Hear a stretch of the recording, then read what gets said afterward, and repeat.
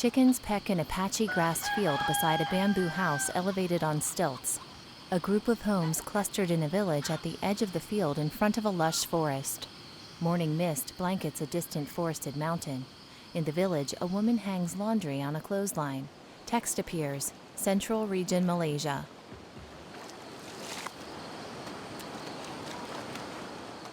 In a stream, a woman with brown skin washes clothes against a boulder with a bar of soap. Another woman washes dishes.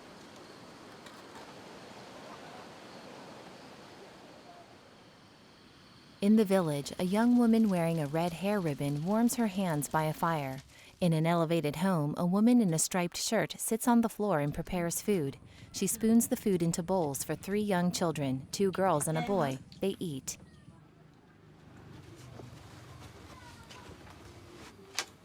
Now, the woman in the striped shirt packs clothes and toiletries in a backpack. She puts the backpack on one of the smiling young girls.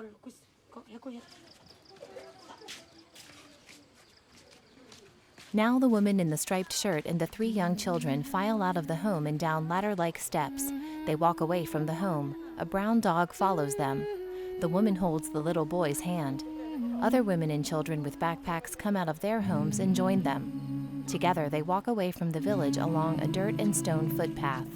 One child jumps over a mud puddle, while the others balance along its edge.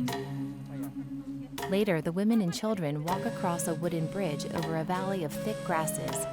A gentle breeze bends the grasses under a sunny sky. Now, a man with tan skin opens the tailgate of an open-sided bus-like truck, already filled with children. The village children climb aboard with their backpacks. Now, the woman in the striped shirt speaks in an interview. At the age of 7, they go to boarding school. Sometimes they don't want to go back to school, but I encourage them so they can study well. Although I miss them, I tell them to go back to school, even though I miss them. The woman in the striped shirt and a woman with freckles smile and wave as the vehicle pulls away. The children wave.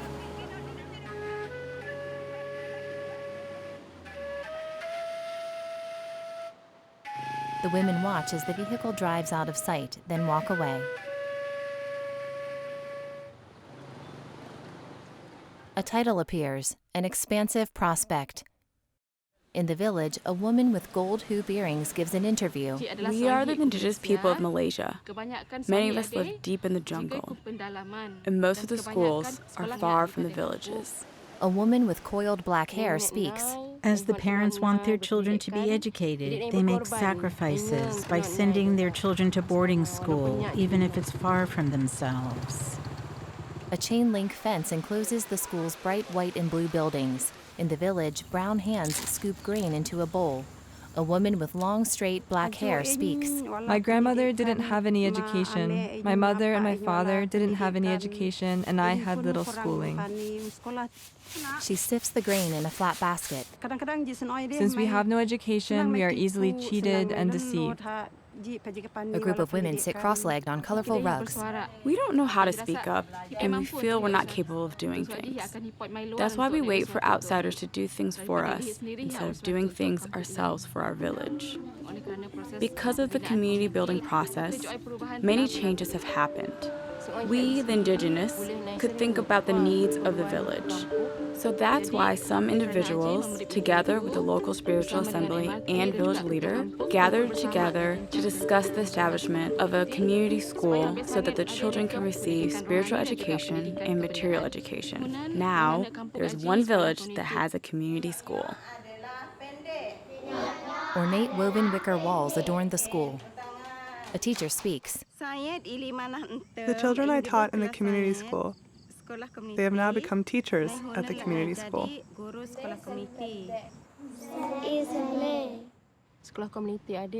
This community school is for the youngest children. But in the future, our hope is that children who are older can also study in this community school.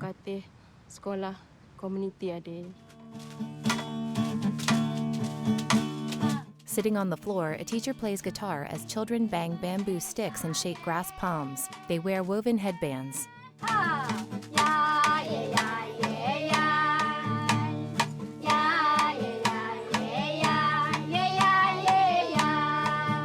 The students speak. When I grow up, I want to be a doctor. I want to be an indigenous dress designer. I want to serve as a children's class teacher. Teenagers follow a male teacher across a wooden footbridge over a whitewater stream. Later, they review papers and write in notebooks. The male teacher gives an interview. Some of the youth are now participating in the Preparation for Social Action program. In PSA, the youth increase their capacity to transform themselves and also to transform their community. Today we studied about education. The participants visited some parents and wanted to know further, how has education changed in this community since the olden days? In the past, we rarely saw the youth visiting and conversing with the adults. The PSA program gives them the opportunity to consult freely. They discuss together to achieve a common understanding. Grain spills into the bowl of a wooden mortar. 4 adults alternate mashing long-handled wooden pestles into the grain.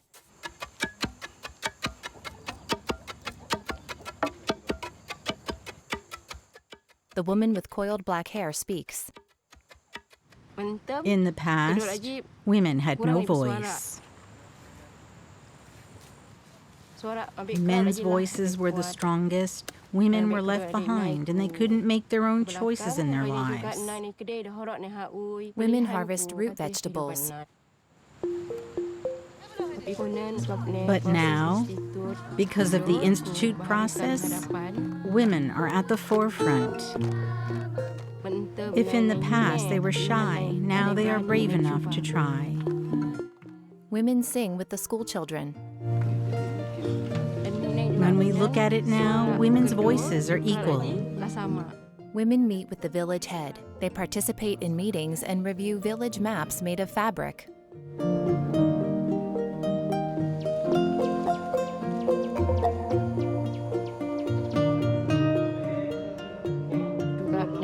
Also, the women help the village head to take care of the affairs of the village. A woman types on a computer. In terms of administrative matters, the women help with correspondence and how to do the work systematically. As a result, the village head can think as a whole. The village head, an older man, takes notes. Later, a man rides a motorcycle on a road surrounded by thick forest. In a village, men, women, and children sit in a circle and sing. Some wear headdresses. Now they walk up a hill toward buildings. A young man with light tan skin gives an interview. Since the 1950s, Malaysians started learning about the teachings of Baha'u'llah. And today, there are thousands of people in Malaysia who are striving to translate Baha'u'llah's vision of social and spiritual transformation into reality. And this transformation that we see, it starts with the local inhabitants themselves. The villagers sit in a prayer circle. In a park, children paint pictures. One says, "Be helpful to everyone," in a heart. Another says, "Be kind to everyone," over a mountaintop. Text appears, Klang District, Malaysia. Later, a mustachioed man with brown skin, a young woman with light tan skin, and a young woman with light brown skin give interviews. When we wanted to bring a change in our own neighborhood, we felt that it has to start with us. So a group of us, we came together and we started to reflect on why we are not serving in our own neighborhoods. Why do we serve in other neighborhoods but not in our own neighborhoods? We felt like our neighbors were too busy and they would not be interested in coming together. But we have never even spoken to our neighbors, so how would we know if it was true or not? So we decided to go outside and just talk to our neighbors. At the first day we went out, we did not meet any neighbors and the streets were empty. And so we said it's okay, we can try again tomorrow. But when we went on the next day, Again, we did not meet anyone. And this happened for 10 days. It was a little discouraging, and some of us thought that maybe we should give up. But then we said, no, we should not lose hope, and we should keep going out. And finally, we met a few neighbors and started having conversations with them. A woman with short black hair speaks. One day, two strangers came to my house and shared with me about spiritual education. They said they would like to invite my children to participate in the children's class and junior youth group. Then I thought of my daughter. When coming back from school, she would go upstairs and look at her phone and rarely came out to interact with others. I knew this was not a good sign. It occurred to me that spiritual education could really help her. A teen sits on her bed with her phone. As soon as I got home from school, I would go straight into my room. I rarely communicated with my parents, especially with my mother. Basically, I was the kind of person who had zero communication, zero interaction, and rarely expressed my inner feelings. The first time I went to my neighbor's house to participate in the junior youth group, I was very resistant. I didn't know anyone there. And I was also very resistant because my mother asked me to participate in the group. In the group, I was able to interact with many of the neighbors. I could also express many of my own thoughts. The teen sits around a table and studies with other teens. In a living room, the teen's parents sit together and talk in a study circle. Since my family and I have participated in the community building activities, we have learned to consult. I've seen that my children are better at expressing their opinions and more willing to share their inner feelings with us. This has brought our relationship closer to each other. I started to interact and communicate more with my mother and family. The spirit of togetherness in our family has improved greatly. The family laughs around a table. Later, the teen and her mother read together. Then, the teen puts the book in a tote and leaves.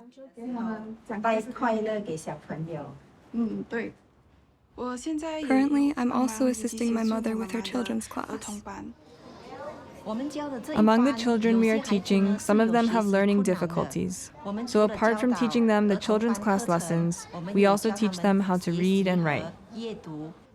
Every time they can read or make some progress, it makes me feel happy and excited. Now at least, I'm assisting in my mother's children's class instead of lying at home looking at my phone. Hold on tight and you won't have any. The mother and daughter sing with a group of children. And it comes right back to you. Through participating in the community building activities, our family has a common purpose to learn and grow together, building a better community together.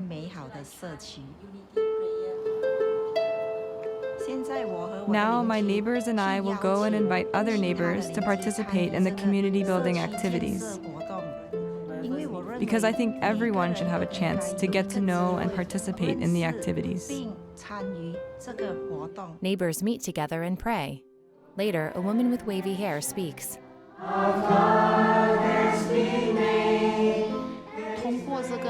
Through the neighborhood devotional gathering, I got to know more neighbors. We talk about the needs of the neighborhood and how we can create a better community. After we participated in the neighborhood devotional gathering, my husband and I both realized that we too could hold a devotional gathering in our home.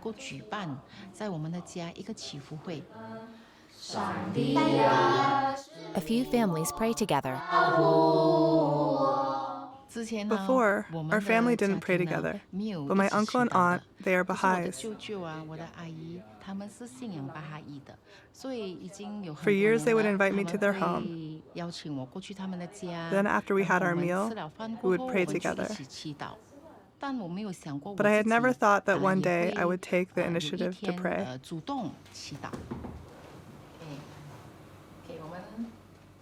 But now, I found that because we have this habit of praying, every day as a family we pray, and our family has become closer and calmer. The woman with wavy hair shares a meal with her husband and son. On another day, the neighborhood has a larger devotional gathering.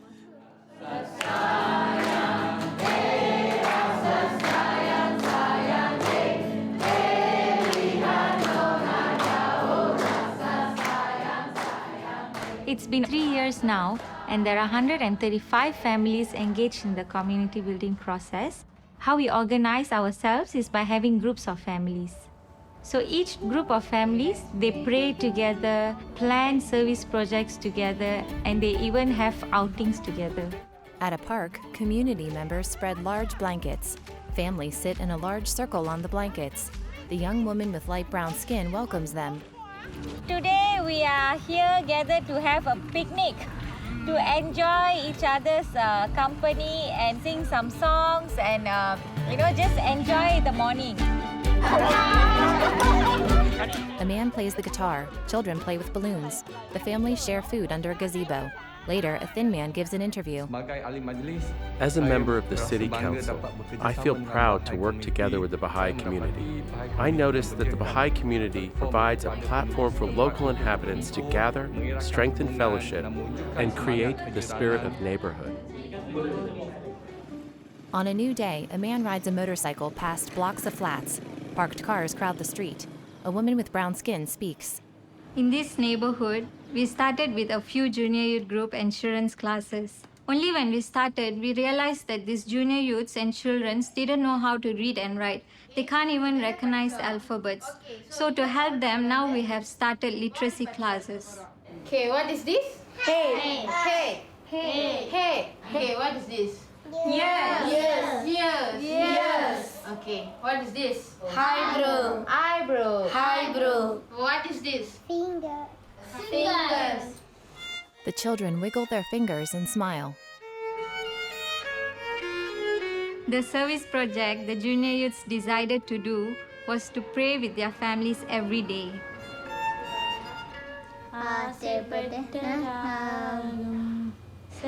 2 children pray with their parents.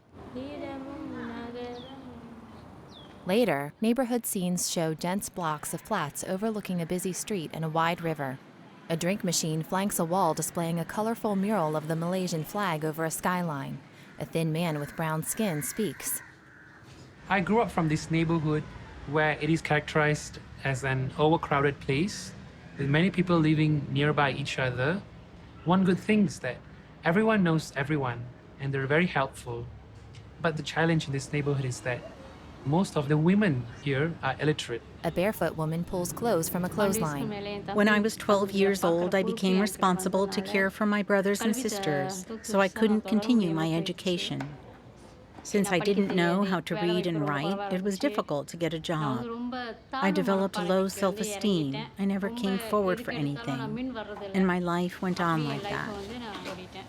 She cooks in a kitchen. Later, she pulls an ornate gate over her front door and padlocks it.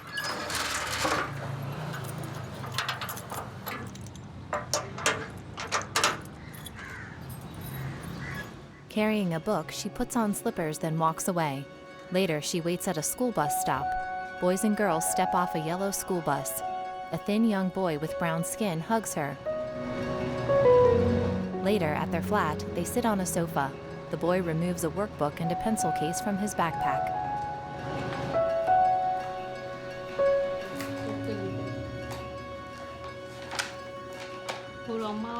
As a mother, I couldn't help my son with his homework. When my son asked me questions, I didn't know how to answer. I suffered a lot, and I was too shy to ask others for help. I had great anxiety about how I was going to raise my son. My neighbor came and asked me to study the Ruhi book. As I didn't know how to read and write, I told her that I was not interested. But she repeatedly told me that it's all right if I didn't know how to read and asked me to come and see. Because of the Ruhi book, I learned how to read and write. Whenever I feel down, the writings of Abdul Baha come to mind on how to rise up to that for which I was created. I became courageous. I started to dare to speak.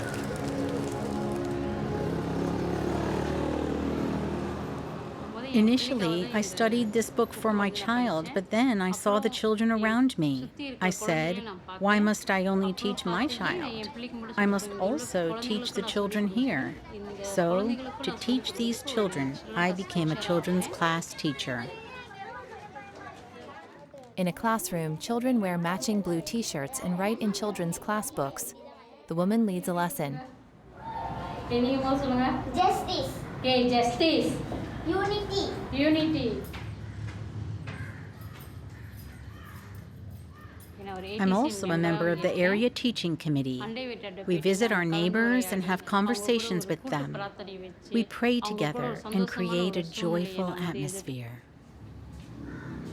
The woman reads a prayer with a neighbor. Now the thin man with brown skin speaks again. Many of the juniors in this neighborhood are engaged playing video games, social media for the whole day. Their vision for their future is very cloudy. But when they come to this junior youth program, they started to have a vision for their life in the future. They also start to think about what are the needs of the community and how they can serve them. A junior youth boy speaks. We've come this morning to do a service project. Because there are no lines, people park their motorcycles haphazardly and leave. Motorcycles fall on each other, which is dangerous for children. That's why we came to paint this parking lot. A group of junior youth boys paint yellow stripes on pavement, framing a line of parked motorcycles. Many of the junior youths here, they neglect their studies. So since I have a junior youth group, I'm helping them to focus on their academic studies because we would like to raise junior youths who are both academically and spiritually progressed. The boys study in a classroom. They work with dry erase boards, calculators, and worksheets. One boy spins a pencil in his fingers. Then a view of the block of flats pulls back to show two winding roads, the town and river valley. In another part of the world, couples with fair skin dance in a hall with a wooden floor. The men wear boots and spurs. The women wear full skirts and heels. Smiling, they spin, clap, and snap. Later, outside, a young bearded fair-skinned man speaks. Our cluster is located in the southern region of Brazil. Culturally, people are very friendly, very lively, very warm. But today, there isn't much trust between people. Unfortunately, this is due to negative social factors such as violence, drug abuse, crime, and poverty. The man orders food at a market through metal bars. Later, a fair-skinned woman gives an interview. Before, people were scared at night. Now it's day and night.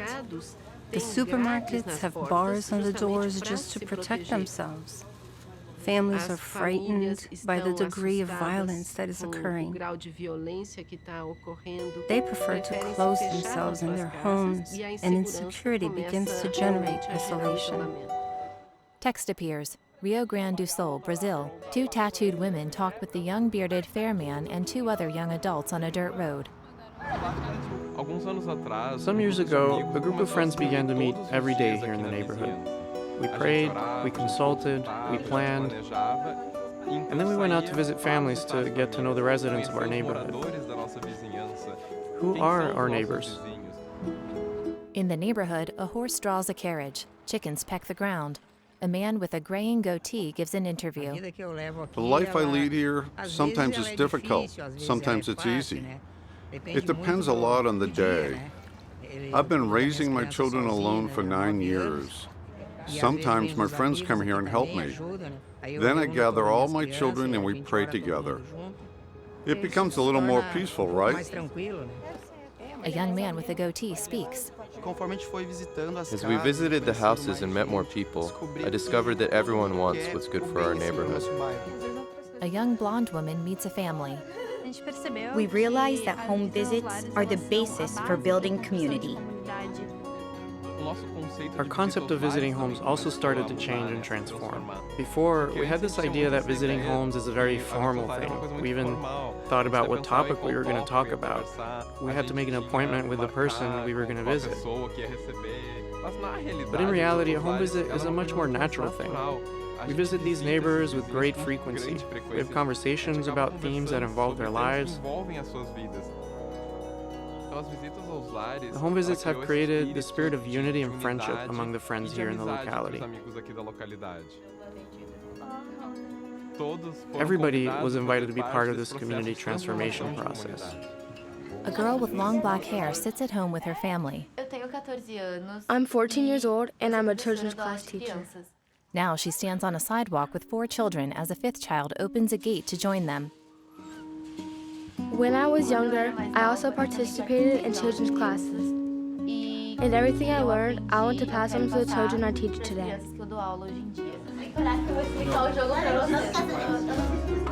On a patio, the girl with long black hair teaches other children. They all sit in a circle. Later, the young bearded fair-skinned man joins a group of junior youth. One of them opens the gate to a yard. They walk to a gathering. There, the junior youth smile and play. Later, a girl with glasses speaks. Today, in our junior youth group, we decided that there should be some changes in our neighborhood. We decided it would be better to put garbage bins because of the pollution. Now, a boy with round cheeks speaks. Our group decided was to put lights in the village because when it is nighttime, you can't see anything. A woman, the mother of the boy with round cheeks, speaks. I love that he's part of the group because he has changed a lot. Before, he did nothing at home. Now he helps me clean the house, helps with the dishes, he helps me in general. He learned to pray. He brought prayer into our home. Later, a man picks up 4 Bahá'í books and hands them to family members. Later, the young blonde woman speaks. Now, almost every family in the neighborhood has a devotional in their house, and this has changed the atmosphere of the neighborhood a lot. Previously, the neighborhood was so dangerous that we couldn't call a taxi here because they were afraid to come. Now, our neighborhood is so much safer that no one is afraid to come. A taxi picks up the young blonde woman in the early evening. A few boys on bikes ride past.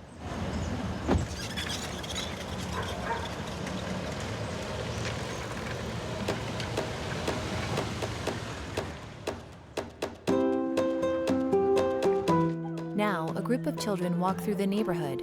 In an interview, a woman with brown skin and a purple top speaks. Today, we see the kids playing in the street because the families trust each other more. There's less violence and drugs, and everyone feels peaceful and safe. In a kitchen, hands stir batter, then pour it into a flour-dusted pan. Later, sitting around a table, neighbors share pieces of cake. A woman with glasses serves cake, then gives an interview. I'm part of a group of families here on my street. Together we think about something good that we can do for our community. A few days ago, we had a cyclone, and quickly, this group of families and friends got together to help people who were in need of clothing and food. In a home, neighbors stack folded blankets. They sort folded clothes into piles. They put groceries in bags and carry them outside.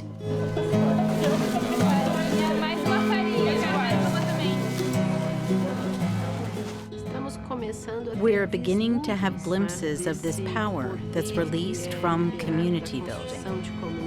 A young bearded man sits in a kitchen and speaks. We can see that the community itself becomes a protagonist, and with the power of unity can really transform society.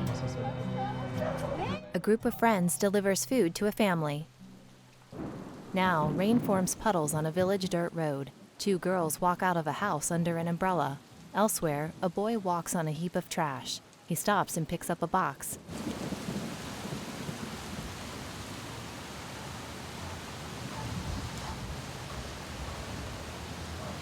The young, bearded, fair-skinned man gives an interview. Many of the junior youth start working at a very young age. The main activity they do is collecting and sorting recyclable materials, which they sell in order to help their families to buy food and basic necessities. In the village, a woman cooks on a wood-burning stove. On the dirt road, a boy with light brown skin rides a bike. A black dog runs alongside him. The boy rides to the junkyard. He props his bike against a fence, then walks toward the trash heap. He picks through the trash. Sifting through plastic bottles, he finds a piece of metal, considers it, then tosses it aside. He continues searching and sorting through the trash. Later, the boy sits on the back of a cart and speaks. Since I was 6 years old, I've been collecting materials for recycling to help my mother put money and food in the house. Later, at his home, the boy washes dishes outside in a tub. He rinses them with a hose. Later, he sits on a sofa with other youth and studies. Now, a young dark-skinned woman in a living room speaks. One of the challenges we have here is that many young people start leaving school early. The boys, because they have to help their families financially, so they end up leaving school to work. Or because they get involved with drugs. The girls, because they get pregnant very early. I have 4 children. I had my first pregnancy at 14 and had to drop out of school. But today my goal is for them to finish school because it's very important. A young woman makes sandwiches for 4 young boys. Later, junior youth study at a table outside a home. A man in a knit cap speaks. When they started to participate in the junior youth program, they developed a greater awareness of the importance of education, of improving the world and their future. A junior youth boy with a backpack walks past an old wooden fence. Later, he is interviewed in a doorway. I'm 14 years old. I go to school. I like it very much because I learn. I was in the junior youth group. Now I'm in book 1. I like it a lot. The boy sits at a table and studies a book with a junior youth animator. I work to help and support my family. I collect and separate materials. Most of these junior youth are now part of the junior youth program. We can see that even though they still work in recycling, they no longer drop out of school, and we even see an improvement in their grades. The boy sorts through recycling with the man with the graying goatee. Later, girls and boys pack their backpacks and walk from their homes to the junior youth program.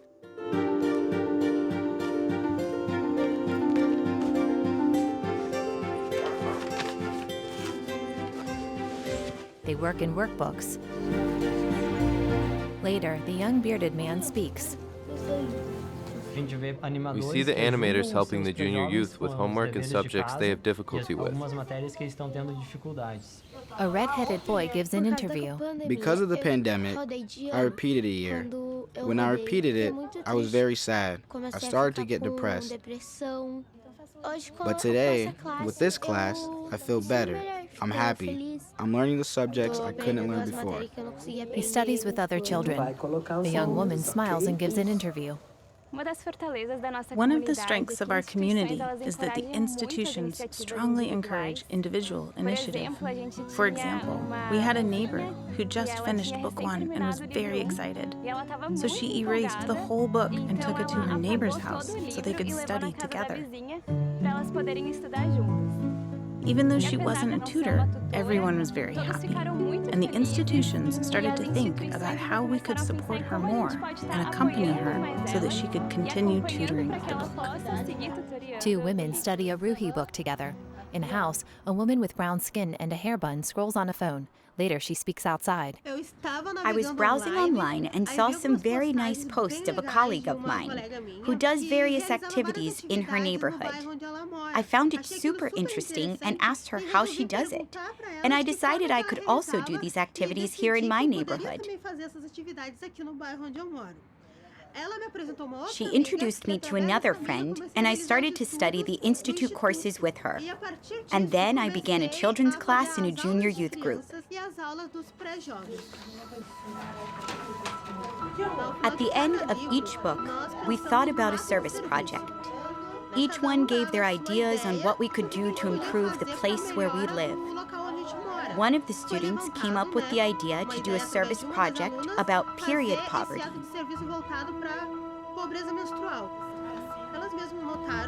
They themselves noticed within the group that some students have difficulties going to school because they don't have pads and have difficulties acquiring them. the group started to raise awareness among family members, all residents, about the importance of participating in this project. The woman talks to neighbors. Teen girls work together decorating a box. Then they created a box to collect these pads. All residents, parents, and relatives helped to collect them. They took the box to school where it was kept for all students to use. And today, one student continues to lead this project. Since then, none of the students ever missed class again for that reason. On another day, a woman with light brown skin and curly brown hair hangs clothes on a clothesline. Later, she speaks in her house. I grew up in a place where there was a lot of violence, a place that brought no comfort to anyone. Then I became pregnant. I had to stop studying, and I felt alone. Holding a toddler on her hip, she lights a gas stove. She cooks beans and rice and pours water in a cup. She serves the beans and rice to two little boys sitting on a floor. Later, she sits with another woman as they study a Ruhi book. And when I learned about the Bahá'í faith, I found that there was the purpose I was so much looking for and didn't know where to find. She walks with several children between homes and the clothesline, and they all gather in her home for a children's class. Now I'm a children's class teacher. I really see the transformation with the class. I see children wanting to learn, wanting to discover new things, good things. Looking into the future, I see myself still here teaching, God willing, with my house a little tidier. I go to the mothers' houses. I visit them more often. We all became friends. Your children's class is helping a lot. When my children grow up, they can also help you in the class, and the other children in the neighborhood too. A young mother chats with the curly-haired woman over a fence. Her baby daughter peeks at the woman. At a neighborhood gathering, people of all ages visit and smile. The mothers and I get together often. We talk about the kids. We talk about prayer. We talk about our lives. We help each other a lot, really wanting something good to come out of this community. A woman with a blue jacket is interviewed. It's the revelation of Baha'u'llah that is really empowering all the friends to make a spiritual change, as well as a social change in their surroundings. Sunset glows behind a village. On a new day, little boys climb on a pile of debris. An older man with a trimmed gray beard sits on a patio. My life has only been in crime since I was a child. I was involved with drugs. I was in a world of violence. I was in prison for 10 years of my life. I lost my son. I lost my wife. I lost my brother in the world of drugs. Things became more and more difficult. The Baha'i faith helped me get out of this hole. The prayers helped me a lot to bear these pains. Thanks to Abdul Baha, today I'm a better person. I started to understand others, to value family, friends, and everything that life consists of. He puts an arm over a woman's shoulder as they laugh. Let's plant the seed of love. Plant, cultivate, it's possible.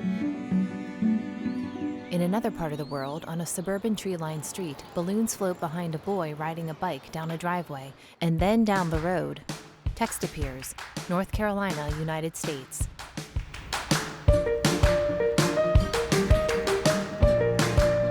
The boy rides past large grassy lawns and a basketball hoop. At the end of a cul-de-sac, a woman greets him. He joins families playing basketball.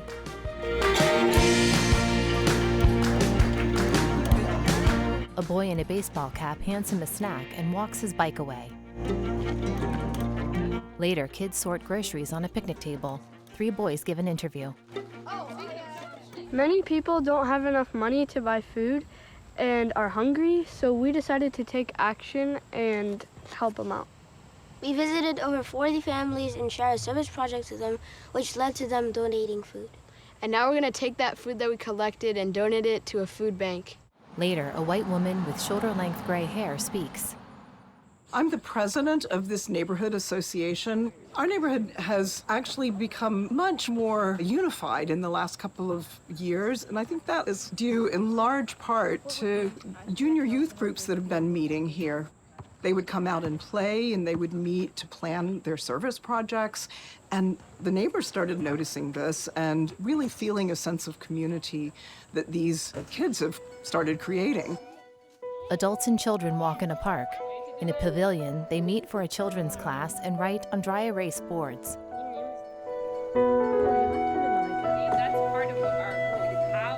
Later, some junior youth use garden tools to spread soil. A tall boy with tan skin speaks.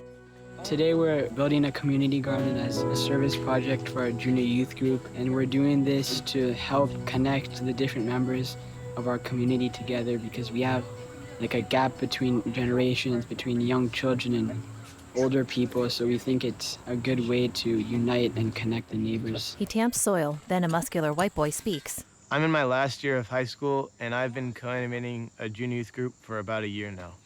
I remember being a junior youth in my group, and I remember I was kind of loud and annoying, and it probably looked like I didn't get anything out of it, but the conversations were really impactful for me, and that's why I became an animator. The boys meet on a driveway. A white boy with blonde hair speaks. I just completed a year of service within my neighborhood. It was really nice to be able to contribute to the neighborhood that I was living in. I've been so blessed in these last couple of years to have not only a nucleus of friends that I'm serving alongside and that are supporting me, but also I've had the support of the families in the neighborhood that I feel like I can consult with and really come to unified decisions about what we should do next and how we should approach things. I used to create this false dichotomy in my mind in regards to like what counted as service. I was like, okay, only my junior youth group or only my children's class is service. But if I'm really thinking about service, not as like an event that I'm going to or an activity that I'm completing, but more as like an undercurrent that's informing all of the different activities that I'm engaging in. That really allows for much more space for service just in my life generally. A bearded white man walks on a college campus. One question we are asking ourselves is, what does a coherent life of service look like? And what we're realizing is that it looks different at every stage of life. When my wife and I were younger, we were serving in the neighborhood all the time. Home visits every night, multiple devotionals, study circles, junior youth groups, everything. We joked that we were like midfielders on a soccer team. We were up, back, left, right, everywhere.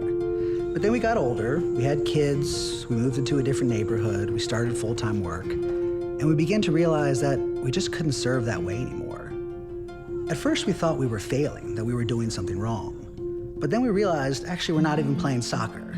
What we're doing now is we're running a marathon, and it's a totally different thing. The bearded white man walks with his family on a suburban neighborhood street. Later, outside an apartment complex, a man rides a moped. People walk on the sidewalk. Then, in an apartment, a woman with brown skin and glasses gives an interview. We're a group of friends and neighbors who come together on a regular basis to think about what are the needs of our community, how we can work together, how are we thinking about the well-being of everyone in the community. People greet each other on a porch. A woman lifts a baby. They walk into an apartment. Then a woman with brown skin wearing an orange jacket speaks.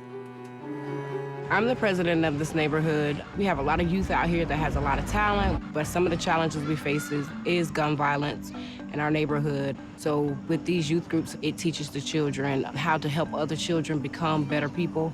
And if we continue to have these programs, I really feel that we can make a difference in our community. As we started more and more junior youth groups in the neighborhood, we started to notice a trend. So whenever it came time for the junior youth to read during group, they would refuse. They would throw their books, they would try to get the other junior youth not to read. And at first we thought these were behavioral challenges, and so we would try to address them as such. But as time went on, it became clear that it wasn't a behavioral problem. It was that the junior youth couldn't read the text. As we looked into it more, it became clear this was a challenge across the neighborhood. Junior youth in this neighborhood could not read at age level. So we started an organization that could provide one-on-one academic tutoring to strengthen the literacy levels of the junior youth in this neighborhood. Now in the junior youth group, they're more eager to read. They're more focused, and they even are helping each other when they struggle to read. On a university campus, a few young women sit on the grass and later walk along tree-lined walkways. They wave to a friend who joins them.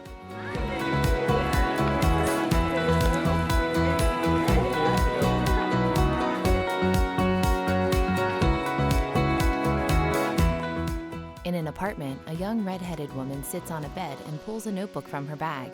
In a kitchen, a black-haired friend makes tea. Together, they study at a table. Then the girls give interviews. My roommate and I are both students, and we've been exploring ways to build community in our neighborhood.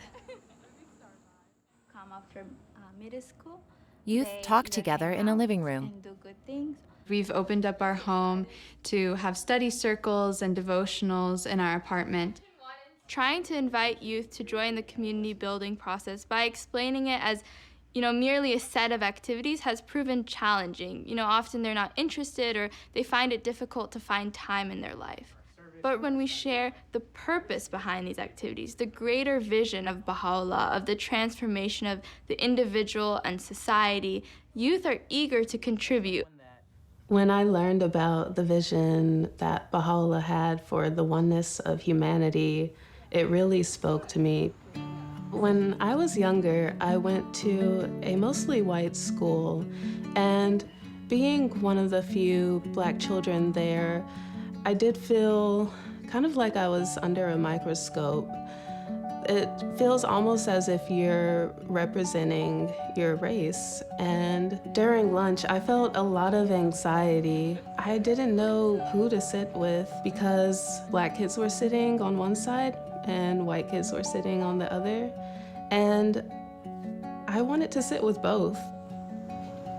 One day, a family friend told my mom and I about the Baha'i religion, and she invited us to a devotional gathering. And when I arrived, I was just blown away. I saw so many different people of different religions, ethnicities, just coming together and singing together, talking together, and I just felt like I belonged.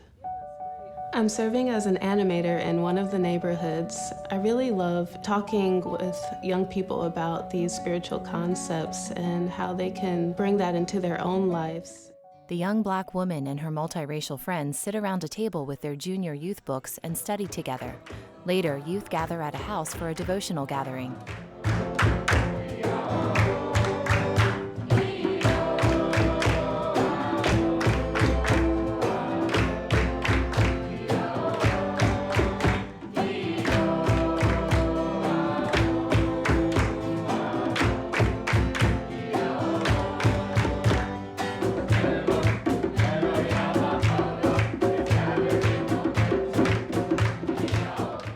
A woman walks in a different neighborhood.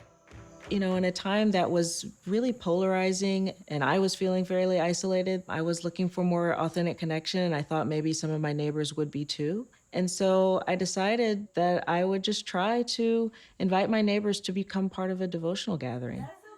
My neighbor came from across the street and invited me to a devotional that was happening right outside my home. And it was just perfect timing because I was feeling incredibly isolated and looking to find meaningful connection. Since then, I've been going to the devotional for the past 2 years, and it has just been a tremendous source of support and just a fantastic community to become a part of. A racially diverse group of neighbors sit together in chairs in the street. We have several activities in our neighborhood. We've begun children's classes, study circles, additional devotional gatherings. These spaces help bring people together. It brings the joy that we're looking for in a community. One of the things that I'm really grateful for is that I have a friend in the neighborhood who, from the beginning when we first started our devotional gathering, has been there alongside me. We are consulting and talking about how these activities are going, how we can support each other, and it really helps to have another person to do this with.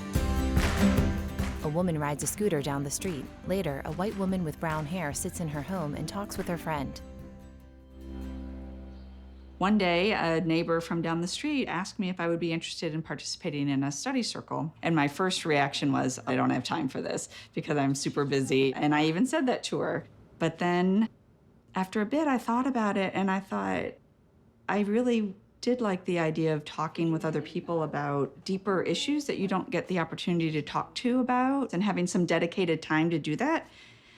So I decided to join the study circle, and we would talk about the various quotations. There were a couple that really spoke to me. So the one about when you have a thought of war, to oppose that with a stronger thought of peace. When you have a thought of hatred, oppose that with a stronger thought of love.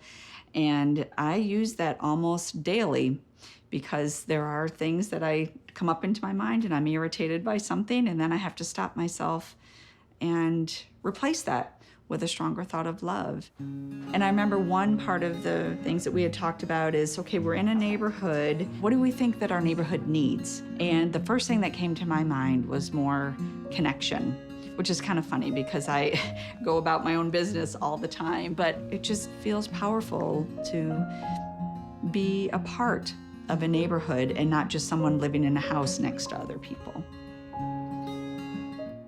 On another day, 2 boys ride scooters down a new suburban street. Then families gather in a home. A white woman with glasses speaks.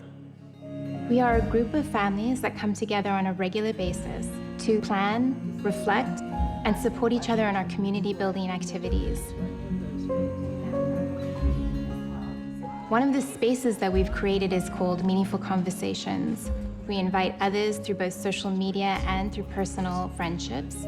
This is a space in which we read quotations around a given topic.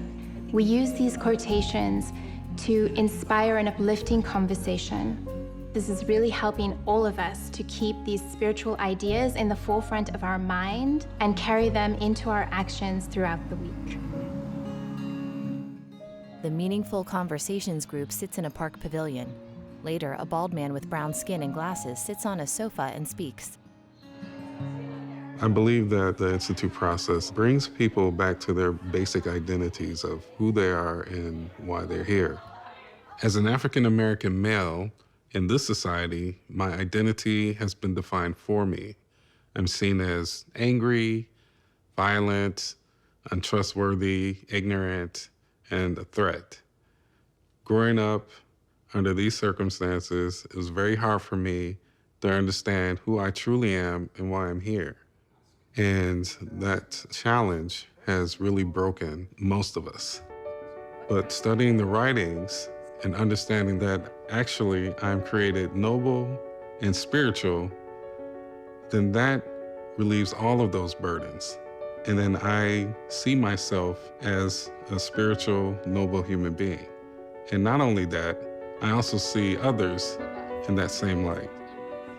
You're then able to become that protagonist and really help others as a part of your purpose. And I think that this helps bring us closer to Baha'u'llah's vision of the oneness of humanity.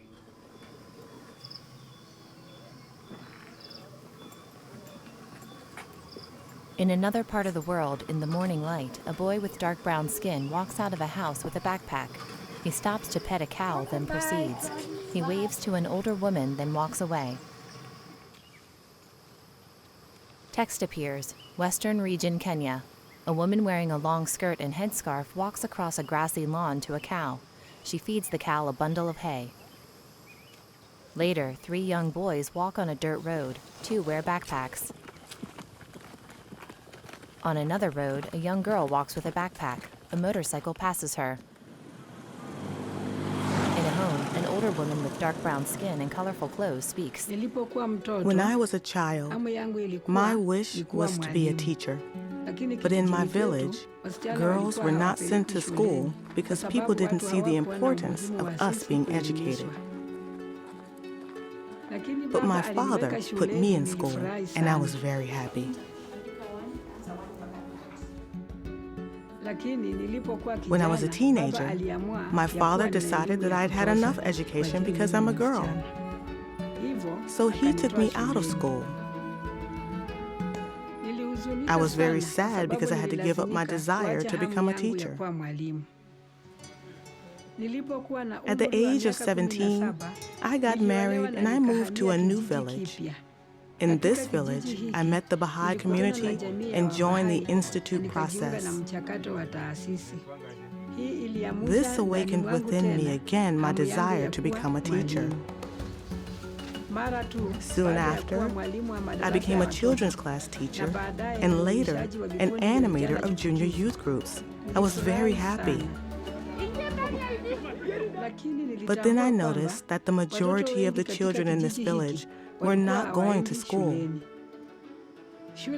The nearest school was too far away, and they had to walk for 4 hours on foot just to get there.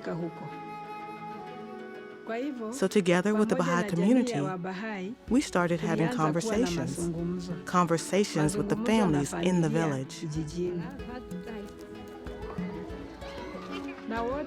We all decided to build a community school, and I became the teacher at the community school. I was very happy. Children and teachers gather at the school. But the community school was only for 5- and 6-year-olds, and we didn't have the resources to have higher grades. A teacher points at a chalkboard. So, after reflecting with the community, I initiated conversations with the government. We persuaded them to build a primary school in our village, which they did. Dozens of children play in a large schoolyard. Later, they study together. And today, children go to school and walk there easily. Children study in a large classroom. Some children from this village have completed university. 2 boys walk home. On a patio, children raise their hands. A man with dark brown skin speaks. The Baha'i community here has been learning how to translate Baha'u'llah's vision of a spiritually and materially prosperous society into action. Through the Training Institute, we began to learn about the role of education in this endeavor. A dark-skinned woman in a headscarf sends 3 of her children off to school in front of a small home. Bye.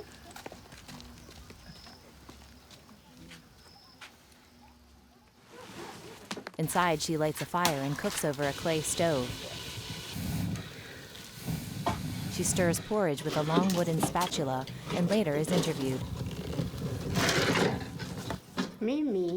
I only finished primary school. We believed that none of us could make it to secondary school. I have 7 children, and I am a single mother taking care of them. My wish is for them to have an education. But I was worried that this wouldn't be possible. 10 years ago, my children joined children's classes and junior youth groups, and it gave me hope. And now, my 3 eldest children are in secondary school. The woman speaks with her 3 eldest children before they depart for school. They are also children's class teachers and animators of junior youth groups. My heart is very happy. Oh, friends, in the garden of thy heart, plant not by the rose of love. Wow, good. Can you clap for him? On a 1-story building, a sign reads, Chief's Office.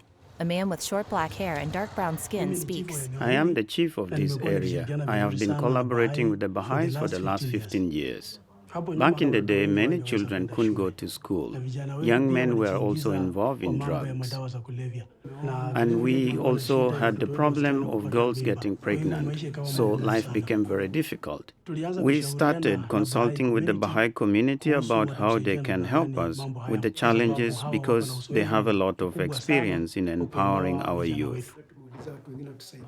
Another man with a goatee speaks. The chief, together with the village elders, consult regularly with the local spiritual assembly and seek guidance for issues that concern the community.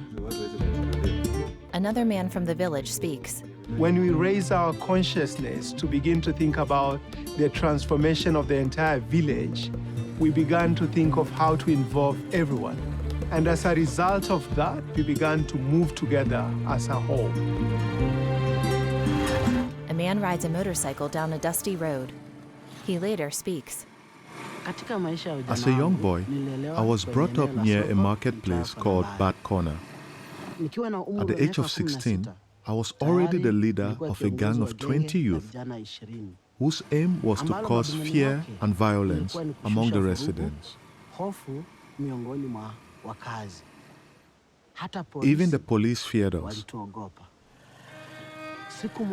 One day, I heard about the Bahá'í faith. My heart was very much moved. Soon after, I joined Ruhi Bukwan. He rides through a bustling village. Vendors line the streets. At a home, a woman hangs colorful garments on a clothesline. The man rides toward the home, parks the motorcycle, then greets the woman. Today, I'm a cluster growth facilitator. I visit people in the village, encouraging and assisting them in their efforts to host devotional meetings and carry out home visits. The man follows the woman into her home. Other villagers join them. The woman wearing a colorful yellow dress greets the villagers with hugs and smiles. She later speaks. I always invite my neighbors and friends to my house for devotional gatherings. It unites us. And I've been doing this for 3 years now. Before, I didn't think I could have a devotional meeting in my home because we always have devotionals in the church. But now, I realize that I can go to church and also hold devotional meetings in my house. Holding devotional gatherings in our homes and inviting our neighbors was not part of our culture. It was when we went through Ruhi Bukwan, reflecting on the life of the Spirit, that we began to appreciate the power of prayer. What is prayer? Why do we pray? And immediately we began sharing our insight with others during our home visit in the village. Today, the habit of praying together in our homes has become part of our lives. Later, villagers ride through town. 2 motorcycles carry 3 villagers each. 1 man rides a bicycle.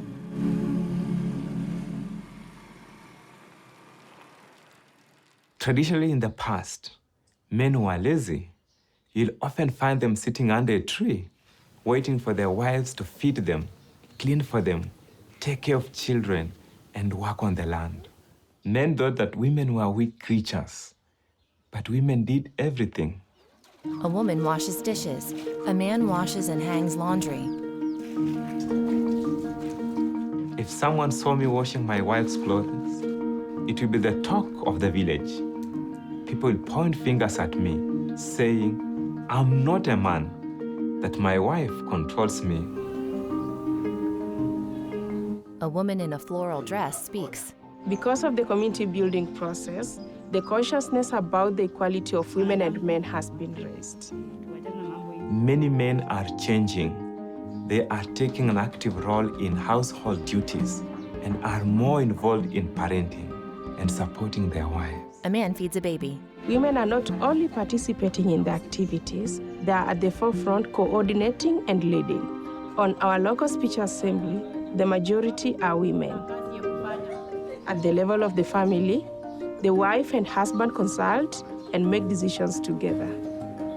These changes have helped our community to advance. A couple carries groceries. Later, the husband serves dinner to their children. He smiles as he spoons food into a bowl.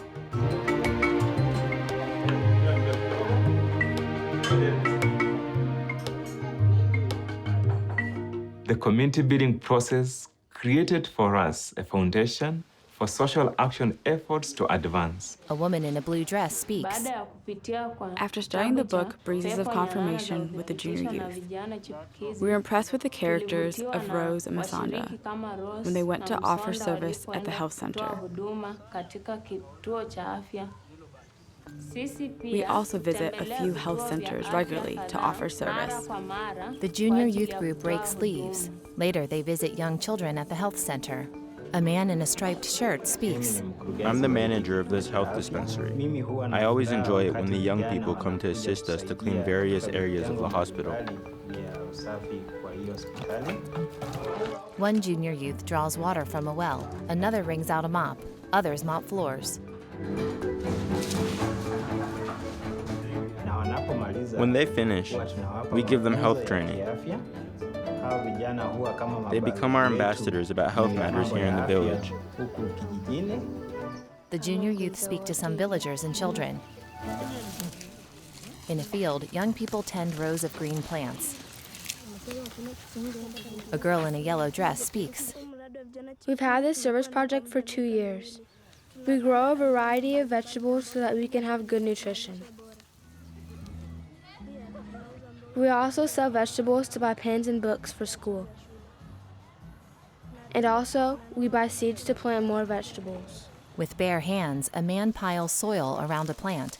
Later, a man in a red t-shirt speaks. Our community has the practice of only planting maize.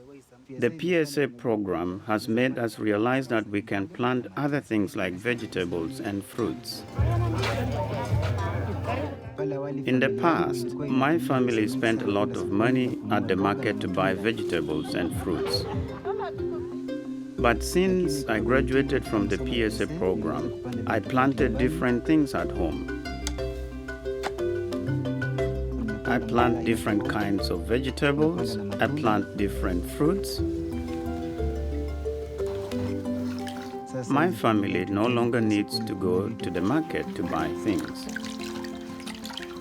They are saving money to educate my siblings. Now, my family is happy. All things are progressing well. The man tends his garden, cooks and eats with his family. Later, as women carry water and hang laundry in the yard, he walks by with his garden tools.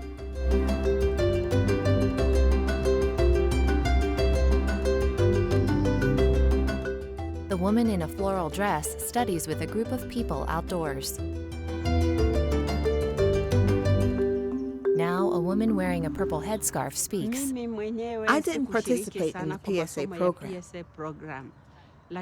But because of the love we have as a community, I still receive the knowledge of the PSA program about agriculture through friends and neighbors. She scatters seed with another woman. In the past, everyone was busy with their own work. The PSA program helped us to start working together. Now, a tall man speaks. Before, each of us was working independently, and food production was at a low level. Now, we are 200 farmers who help each other in our fields, discussing and sharing our knowledge. And the yield has increased. The man raises his hands. Now the community walks toward a 9-sided temple. Its colorful roof peaks toward the sky. Worship and service have become the center of our lives, and we are so honored that the first local house of worship in Africa is here in Matunda soil. The chief speaks. Everyone from any tribe, any church, goes to the house of worship for prayer. It belongs to the community. Now with the house of worship, many families go and say prayers together very early in the morning before they go to their daily activities. With closed eyes and bowed heads, people sit on benches. The morning sun gleams on the house of worship. Later, a man in an orange and white cap speaks. In the name of God, the most gracious, the most merciful, I am the sheikh from our Matunda mosque. I am happy when I enter our house of worship. When I'm inside, I thank the Almighty God. I find calmness, like the calmness I always have when I'm in the mosque. It has brought great changes in a community like ours. Peace be upon you and God's mercy and blessings. Outside the house of worship, community members gather under tents. In a village, motorcycles kick up dust as they ride past colorful one-story shops. Later, villagers dance. One carries a flag. They enter a church. A woman stands at the front. Later, she is interviewed.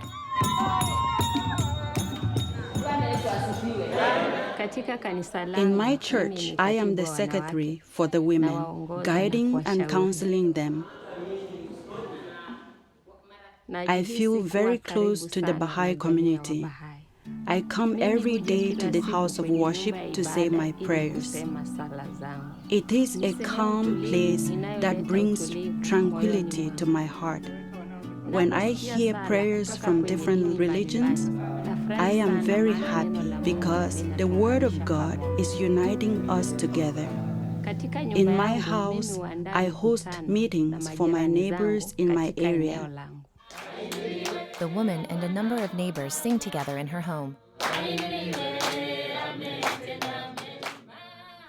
We are a group of 15 families that come together every week. We are neighbors from different religions and churches. We pray and consult about the affairs of the community. For example, we discuss how can we help every child to receive spiritual and material education. We enjoy these meetings because we learn a lot from each other and we support each other. Today, we no longer see each other as members of different religions, tribes, class, or gender. Because of the revelation of Baha'u'llah, we see each other as members of one community, recognizing that together we are the protagonists in creating a spiritually and materially prosperous society. After people depart the temple, pink clouds streak the darkening sky and lights illuminate the house of worship. Copyright Baha'i World Center 2023.